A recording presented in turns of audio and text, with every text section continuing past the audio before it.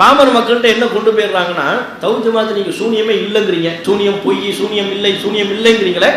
குரான்ல எத்தனை இடத்துல சிஹர்னு வருது தெரியுமா? குரான்ல எத்தனை இடத்துல சிஹர்னா என்ன? சூனியம். அப்ப நீங்க சூனியம்னா இல்லைங்கிறீங்க. அல்லாஹ் குரான்ல இத்தனை இடத்துல சிஹர்னு சொல்றான். அப்ப அல்லாஹ் சிஹர் இருக்குங்கிறான், நீங்க இல்லைங்கிறீங்க. யார் சொல்வது சரி? உங்களுக்கு இப்படி ட்விஸ்ட் பண்ணிடுறாங்க. இப்படி என்ன பண்ணிடுறாங்க? சாமானிய மக்களை கெடுக்கிற மாதிரி, அவங்கள குழப்புற மாதிரி. பாருங்க, அல்லாஹ் குர்ஆன்ல எவ்வளவு தெளிவா சூனியம் இருக்குங்க.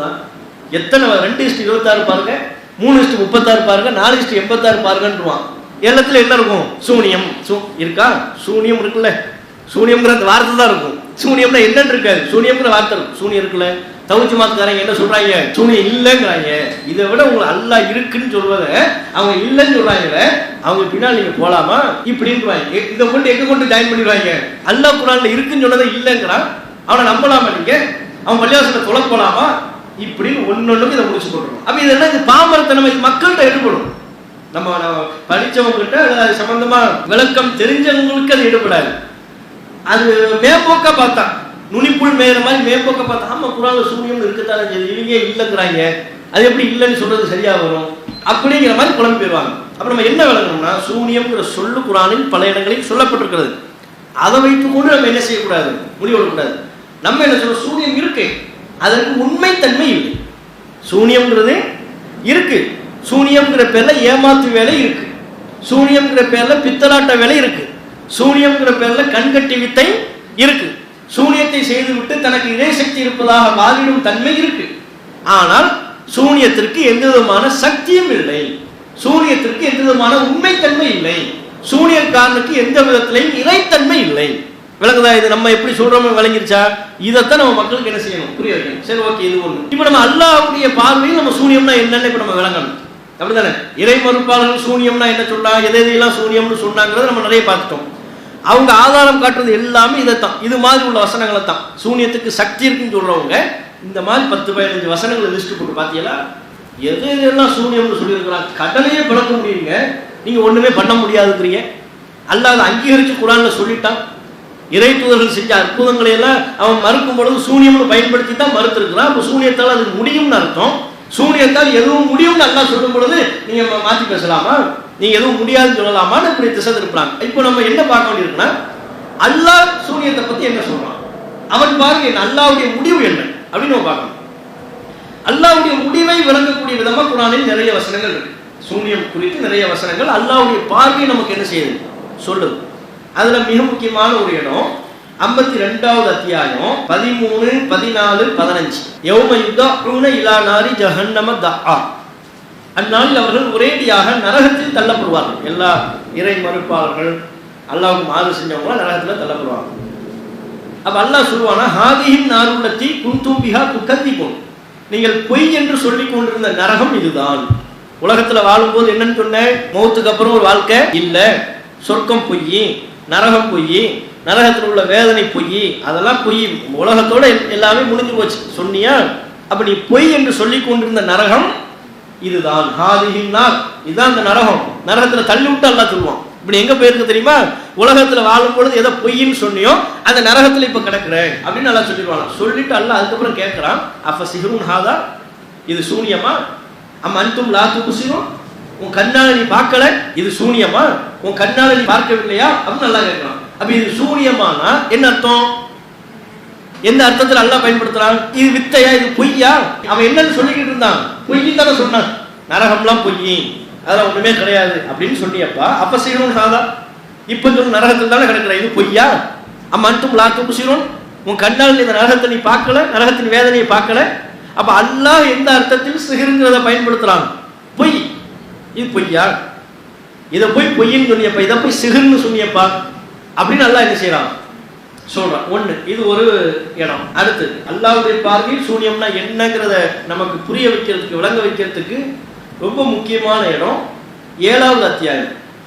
அதுலதான் சூனியம் குறித்து நிறைய சொல்லப்படுகிறது. குறிப்பா 7வது அத்தியாயம் நம்ம சொன்னாலும் மூசா அலைஹிஸ்ஸலாம் அவர்களுக்கும் சூனியக்காரர்களுக்கும் போட்டி நடக்குதுல, அந்த போட்டி குறித்து அல்லாஹ்வுடைய பார்வையில் அதை பத்தி சொல்றது.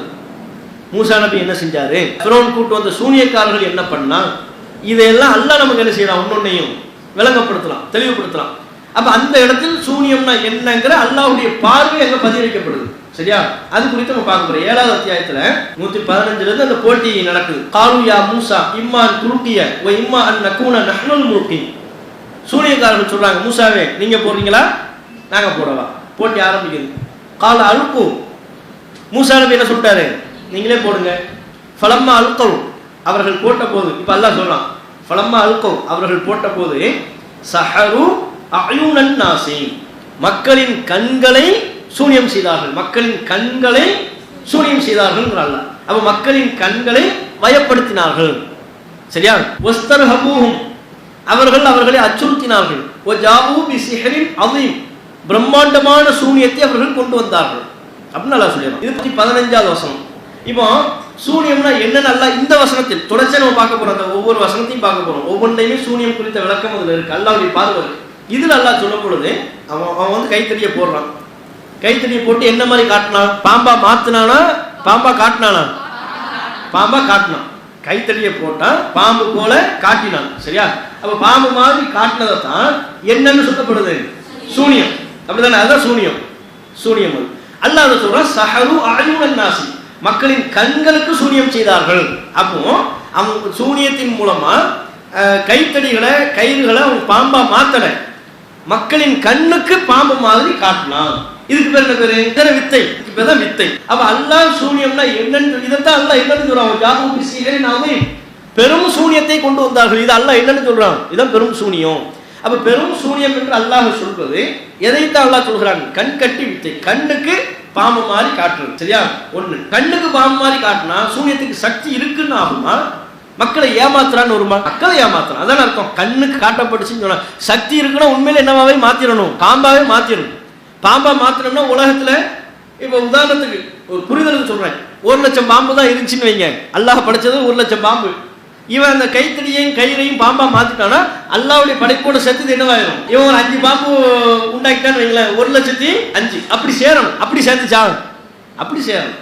அல்லாஹ்வுடைய படைப்புல எதையுமே அதிகப்படுத்துறேன். கயிறை எடுத்தான் கைத்தடி எடுத்தான் அப்படியே ஒரு மாதிரி ஏதாவது தந்திரம் பண்ணா ரெண்டையும் மக்கள் கண்ணுக்கு என்னவா காட்டிட்டாங்க? பாம்பு மாதிரி காட்டிட்டான்.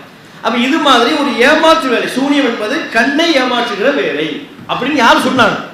அல்லாஹ் சொல்லிட்டான், நம்ம சொல்லல. கண்ணை ஏமாற்றுகிற வேலைன்னு சொன்னது யாரு? அல்லாஹ். சரி, ரெண்டாவது அடுத்து பாருங்க 117. வஅவ்ஹைனா இலா மூசா, மூசாவிற்கு நாம் வஹி அறிவித்தோம், அல்கி அஸாக், உம்முடைய கைத்தடியை போடுவீராக அப்படின்னு சொன்னோம். ஃபஇதா ஹிய, கைத்தடியை மூசா நபி போடுறாங்க.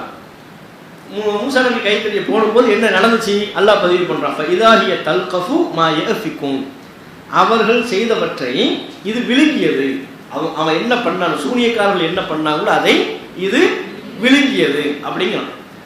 இப்ப அவர்கள் செய்தவற்றை அப்படின்னு இருக்குல்ல, அவர்கள் செய்தவற்றைன்னு நாம சொல்ற அந்த இடத்தில் அல்லாஹ் பயன்படுத்திய வார்த்தை என்னன்னா மா யஃபிகுன், மா தல்கஃபு மா யஃபிகுன். யஃபிகுன்னா என்னன்னா இஃப்க்குன்னு அர்த்தம். இஃப்க்குங்கிற சொல்லிலிருந்து வருவது இஃப்க்கு. இஃப்க்குங்கிற சொல்லுக்கு என்ன அர்த்தம்னா பொய்ன்னு அர்த்தம், அவதூறு. ஆயிஷா ரலியல்லாஹு அன்ஹா அவங்க மேல அவதூறு சொன்ன ஹதீஸ் இருக்குல்ல, அந்த ஹதீஸ என்ன ஹதீஸ்னு சொல்லுவாங்கன்னா இஃப்க்கு ஹதீஸ் அப்படிங்குவாங்க. அந்த ஹதீஸை வந்து ஒரு அடையாளப்படுத்தும் பொழுது ஜிப்ரீல் ஹதீஸ், அபூ ஹுரைரா ஹதீஸ், உமர் ஹதீஸ்னு சொல்லுவோம்ல, ஒவ்வொரு ஹதீஸ்க்கு ஒரு பேர் வைப்பாங்கல்ல, அறிவிப்பாளரை வச்சு பேர் வைப்பாங்க, அது உள்ள கருத்தை உள்ளடக்கத்தை வச்சு பேர் வைப்பாங்க. அது மாதிரி ஆயிஷா ரலியல்லாஹு அன்ஹா அவங்க மேல அவதூறு சொன்ன செய்தியை சொல்லும் பொழுது என்னென்ன அதுக்கு பேர் வைப்பாங்க? இஃப்கு ஹதீஸ் அப்படிங்குவாங்க. அப்படின்னா என்ன? அவதூறு சம்பந்தமான ஹதீஸ், அவதூறு சம்பந்தமான ஹதீஸ். அப்ப இஃப்க்குங்கிற சொல்லுக்கு என்ன அர்த்தம்? அவதூறு, பொய் அப்படின்னு அர்த்தம். சரியா? அப்ப இங்க அல்லாஹ் பயன்படுத்தி இருக்கிற வார்த்தை கவனிக்க வேண்டியது. அல்லாஹ் எந்த சொல்ல தேர்வு செஞ்சு பயன்படுத்துறா பாருங்க. மூசா நபியே நம்ம கைத்தடி போடுங்கன்னு சொன்னோம், அவர் போட்டார். போட்ட உடனே அவர்கள் செய்தவற்றையெல்லாம் இது விழுங்கி விட்டது. அவர்கள் செய்தவற்றை நல்லா சொல்லும் பொழுது என்ன வார்த்தையை பயன்படுத்துறாங்க? இஃப்கு மா யஃபிகுன், அவர்கள் பொய்யாக செய்தவற்றை, அவர்கள் பொய்யா செய்தவற்றை இது விளங்கி விட்டது. அப்ப இங்கேயும் அவர்கள் செய்தது, சூனியக்காரர்கள் செய்தது அல்லாஹ் என்னன்னு சொல்றாங்க? பொய். அவன் பொய்யா செஞ்சான்ல, அதையெல்லாம் இது விளங்கி விட்டது. அப்ப சூனியத்தை பத்தி இந்த 117வது வசனத்திலையும் பொய்யின் தான் அல்லாஹ் பயன்படுத்துறாங்கிறத பார்க்கணும். ஒண்ணு. அடுத்து 118. ஃபவகா அல் ஹக்கு வபதல மா கானூ யஅமலூன். கிளைமாக்ஸ் எல்லாம் சொல்றான். ஆக மொத்தத்துல உண்மை ஜெயித்து விட்டது. ஃபவகஅல் ஹக்கு, உண்மை மூசா நபி செஞ்சது. மூசா அலைஹிஸ்ஸலாம் அவங்க செஞ்ச அற்புதத்தை பத்தி அல்லாஹ் சொல்லும் பொழுது அல்லாஹ் வார்த்தை ஃபவகஅல் ஹக், ஹக்கு ஜெயித்து விட்டது, உண்மை நிலை பெற்று விட்டது. வபதல மா கானூ யஅமலூன், அவர்கள் செய்தது அழிந்து விட்டது. உண்மை ஜெயித்து விட்டதுனா உண்மைக்கு மாற்றமானது எது? பொய். மூசா நபி செய்ததை பத்தி அல்லாஹ் சொல்லும் பொழுது உண்மை ஹக்கு ஜெயித்து விட்டது, உண்மை மிகைத்து விட்டது, நிலைத்து விட்டது. அவர்கள் செய்தது அழிந்து விட்டது. அப்ப அவர்கள் செய்தது எது? பொய். வபதல மா கானூ யஅமலூன், அவர்கள் செய்தது அழிந்து விட்டதுன்னு அல்லாஹ் சொல்றான். அது பொய்ங்கிறதுனால தான், ரெண்டும் ஒண்ணு இல்லை அப்படிங்கிறதுனால தான் இது கூடுதல் விளக்கு. இது அல்லாஹ்வுடைய பார்வை. ஒவ்வொன்றையும் அல்லாஹ் சூனியத்தை குறிப்பதற்கு அல்லாஹ் பயன்படுத்தியிருக்கிற வார்த்தை என்னதான்? பொய்ங்கிற வார்த்தையை தான் அல்லாஹ் பயன்படுத்துறான். சூனியம்னா பொய், கண்கட்டி வித்த, கண்ணை ஏமாற்றும் வித்தை, இப்படிதான் அல்லாஹ் சொல்றாங்கிறத இந்த வசனங்கள்ல பார்த்துட்டோம். இந்த சம்பவத்துல உள்ள கருத்து ரீதியா உள்ள ஒரு விளக்கம் என்னன்னு சொன்னா, மூசா அலைஹிஸ்ஸலாம் அவங்க அற்புதம் பண்றாங்க, சூனியக்காரர்கள் சூனியம் பண்றாங்க. நம்ம ஆரம்பத்தில் சொன்னோம்ல, இறை தூதர்கள் அற்புதங்கள் செய்கின்ற பொழுது அதை மறுப்பதற்கு சூனியம்னு சொன்னாங்க. அப்ப சூனியத்தினால முடியும் தானேன்னு மற்றவங்க பேசுறாங்கல்ல. சூனியத்துக்கு சக்தி, சூனியத்தினால கடலை பிளக்க முடியும், சூனியத்தினால சந்திரனை பிளக்க முடியும், என்னனாலும் உண்டாக்க முடியும் நம்புவதற்கு அதை சொல்றாங்கல்ல. அப்போ ஒரு பேச்சுக்கு அற்புதமும் சூனியமும் ஒண்ணுன்னு இருந்தா இங்க சூனியக்காரர்கள் நம்பியிருக்கவே கூடாது. அப்படிதானே? ரெண்டு ஒன்று. மூசா நபிக்கு யாருக்கும் போட்டி? இப்போ மூசா நபிக்கும் சூனியக்காரர்களுக்கும் போட்டி. மூசா நபி கைத்தடியை போடுறாரு, பாம்பா மாறிடுது. இவங்க கைத்தடியை போட்டு பாம்பை மாதிரி காட்டுறாங்க. ஒரு பேச்சுக்கு மூசா நபி செய்ததும் சூனியக்காரர்கள் செய்ததும் ஒண்ணு. இவனும் பாம்பா கைத்தடியை போட்டு பாம்பா மாத்திட்டான், ரெண்டுமே ஒண்ணுன்னு சொன்னா இப்ப என்ன செஞ்சிருக்கணும்? இவங்க சூனியக்காரர்கள் நம்பி இருக்க கூடாது. நம்ம பண்ணதை தான் இவரும் பண்ணியிருக்கிறாரு, கொஞ்சம் ஒருபடி மேலே பண்ணியிருக்கிறாரு. மற்றபடி இது ஒன்றும் புதுசா நம்ம வியக்கிற அளவுக்கு ஒன்றும் இல்லை. அது மாதிரி நம்மளும் கற்றுக்கொள்ளலாம். நாம கூட கூடுதலாக கற்றுக்கிட்டோம்னா இந்த வித்தையை நம்ம பண்ண முடியும்னு அவன் நம்ம சொல்லியிருக்கணும். ஆனால் அவன் அப்படி செய்யலை. அதை பார்த்துட்டு உல்கிய சஹரத்து சாஜிதி, உடனே எதில் விழுந்துட்டாங்க? சஜிதாவில் விழுந்துட்டாங்க. விழுந்து என்ன சொன்னாங்க? இன்னும் ஆமன்னா ரப்பில் ஆலமீன், அகிலத்தாரின் இறைவனை நாங்கள் நம்பிக்கை கொண்டோம். ரப்பி மூசா ஹாரூன், மூசா மற்றும் ஹாரூனின் இறைவனை நாங்கள் ஈமான் கொண்டோம். நாங்கள் ஏன்? அவனுக்கு அது விளக்குது, இது நம்ம செஞ்சது இல்லை, நம்ம தான் ஃபோர்ஜரி, நம்ம தான் பித்ராட்டு வேலையை பண்ணியிருக்கிறோம், மூசா செஞ்சது அதுவல்ல, அது உண்மை அப்படின்னு அவன் விளங்குனதுனால தான் உடனே சஜிதாவில் விழுந்து அல்லாஹ்வை ஈமான், அவன் தானே முதல் ஈமான் கொள்றான். மூசா நபிக்கு அல்லாஹ் சொல்றான், நீங்க உங்க வழக்கரத்துல உள்ளதை போடுங்க, தல்கம் மாசனாகும், அவர்கள் செய்தவற்றை அது விழுக்கி விடும் அப்படின்னு அல்லாஹ் சொல்றான். நீங்க போடுங்க, அவங்க செஞ்சதையும் அது விழுக்கிடும். இன்னமா சனகு, அவர்கள் செய்வதெல்லாம் கைது சாஹிர், சூனியக்காரனின் சூழ்ச்சி. அவன் உண்மை பண்ணல, அவன் மந்திரம் பண்ணல, என்ன பண்றான்? தந்திரம் தான் பண்றான். இன்னமா சனகு, அவர்கள் செய்வதெல்லாம் கைது சாஹிர், சூனியக்காரனின் சூழ்ச்சி. வெறும் சூழ்ச்சி தான் பண்ணிக்கிட்டு இருக்கிறாங்க. நீங்க அதை பார்த்துலாம் பயப்பட வேண்டிய அவசியமே இல்லை, கவலைப்பட வேண்டிய அவசியமே இல்லை. நீங்க போடுங்க, அது எல்லாத்தையும் அது மேற்கும். அவன் போட்டதையெல்லாம் அது தூக்கி சாப்பிடும். அந்த அளவுக்கு நீங்கள் செய்கிற அந்த அல்லாஹ்வுடைய அனுமதியின் பேரில் நடைபெறுகிற அந்த அற்புதம் இருக்கும் அப்படின்னு அல்லாஹ் சொல்றான். அப்ப அவங்க செய்வதை பற்றி அல்லாஹ் சொல்லும் பொழுது கைது, சூழ்ச்சிங்கிறான். வலா யுஃப்லிஹு ஸாஹிரு ஹைஸு அத்தா, சூனியக்காரன் களத்திற்கு வரும் பொழுது வெற்றி பெற மாட்டான், அவனுக்கு ஜெயிக்கலாம் முடியாது. ஏன்? அவன் மட்டும் சூழ்ச்சி, தந்திரம். சூழ்ச்சியை டெஸ்ட் பண்ணா ஜெயிக்க முடியுமா? தூரத்துல இருந்து காட்டலாம், தூரத்துல இருந்து வேற பொருள் மாதிரி காட்ட முடியும். டெஸ்ட் பண்ணோம்னா என்னவா போயிடும்? போட்டின்னு வந்தா, களத்துக்கு வந்தா அவன் தோற்று போயிடுவான். நீங்க பயப்பட வேண்டியது இல்லைன்னு அல்லாஹ் சொல்லுகிற அந்த வசனம் 69வது வசனத்துல இருக்கிறத பார்க்கலாம். அப்ப இது மாதிரி அல்லாஹ்வுடைய பார்வை குறித்து குர்ஆன்ல நிறைய இருக்கு. அதுல ஒரு 2 வசனங்களை, 2 அத்தியாயத்தில் இடம்பெறுகிற வசனங்களை வச்சுதான் நம்ம விளக்கி இருக்கோம். இந்த அனைத்து இடங்களையும் அல்லாஹ் சொல்வது என்ன? சூரியம்னா பொய், பித்தலாட்டம், கண்கட்டி வித்தை, கண்ணை ஏமாத்துற வேலை, தந்திரம், கைது, சூழ்ச்சி, இப்படிதான் சொல்லணும். இப்போ பாருங்க, இறை மறுப்பாளர்கள் அது அற்புதம்ங்கிறாங்க, சக்திங்கிறாங்க, பெரிய பெரிய வேலைகளை எல்லாம் சாதிக்க முடியுங்கிறாங்க. அல்லாஹ் சொல்றான் அது ஒண்ணுமே இல்லை, அது தந்திரம், சூழ்ச்சி, கண்ணை ஏமாத்துற வேலைங்கிறான். இப்போ நம்ம என்ன நம்பணும்? ரெண்டும் நம்ம முன்வைக்கப்பட்டிருக்கு. அவன் சொன்னதும் இறை மறுப்பாளர்கள் சொன்னதும் குர்ஆன்ல நமக்கு அல்லாஹ் முன் வச்சுட்டான். தன் பார்வையையும் அல்லாஹ் குர்ஆன்ல முன் வைத்து விட்டான். இப்போ நம்ம யார் கருத்தை எடுக்கணும்? அல்லாஹ்வுடைய கருத்தை எடுக்கணும். அப்ப அல்லாஹ்வுடைய கருத்து என்ன? சூரியம்னா அது சக்தி. அதனால எதனால மூசாவை பார்த்துக்கோங்க, அவன் உங்களை ஏதாவது பண்ணிட போறான், சூரியத்தினால உங்களை பைத்தியக்காரன் ஆக்கிடுவான். இன்னைக்கு அப்படித்தானே சொல்லிக்கிட்டு இருக்கிறாங்க. சூனியத்தின் மூலமா எதுனாலும் செய்ய முடியும்னு சொல்றாங்கல்ல. அல்லாஹ் அந்த வார்னிங், டெஸ்ட்டுக்குள்ள போறாங்க, போட்டிக்கு போகும்போது அந்த வார்னிங்ல அல்லாஹ் கொடுக்கணும். ஒரு நபியை தயார்படுத்தும் பொழுது, மூசா கவனமா இருங்க, ஏதாவது பண்ணி போடுவான், உங்களை உங்க காலடி மண்ணையெல்லாம் எடுத்து ஏதாவது செஞ்சு போடுவான், எலுமிச்சம்பழம் வேற கொண்டு வரதா ஒரு தகவல் வருது, பார்த்துக்குங்க, டக்குன்னு அவங்க கையில இருந்து எலுமிச்சம்பழத்தை பிடிக்கி, இப்படிலாம் அல்லாஹ் சொல்லணும். அல்லாஹ் என்ன சொல்றாங்க? பயப்படாம போங்க மூசா. அவன் என்ன பண்றான்? அவன் கண்கட்டி வித்த பண்ணிக்கிட்டு இருக்கிறான், கண்ணை ஏமாத்துற வேலை பண்றான், தந்திரம் பண்றான், சூழ்ச்சி பண்றான். அதெல்லாம் ஒண்ணும் பண்ண முடியாது. நீங்க கைத்தறி போடுங்க, அவன் பண்ற எல்லாத்தையும் அவன் விழுங்கிடும். இப்படி நல்லா தைரியம் கொடுக்குறானா? அப்ப அல்லாஹ்வுடைய பார்வை சூனியம் என்பது பொய், பித்தலாட்டம். சரியா? இதுதான் நம்ம ஃபர்ஸ்ட் நம்ம நம்ப வேண்டியது. இது பேசிக் அடிப்படை. இது அல்லாஹ்வுடைய பார்வை. நம்ம என்ன செஞ்சிட்டோம்? விலகிட்டோம். இஸ்லாம் மற்றும் சமுதாய செய்திகளை அறிந்து கொள்ள தமிழ்நாடு தௌஹீத் ஜமாஅத் யூடியூப் பக்கத்தை உடனடியாக சப்ஸ்கிரைப் செய்து கொள்ளுங்கள். மேலும் பெல் பட்டனையும் கிளிக் செய்து கொள்ளுங்கள்.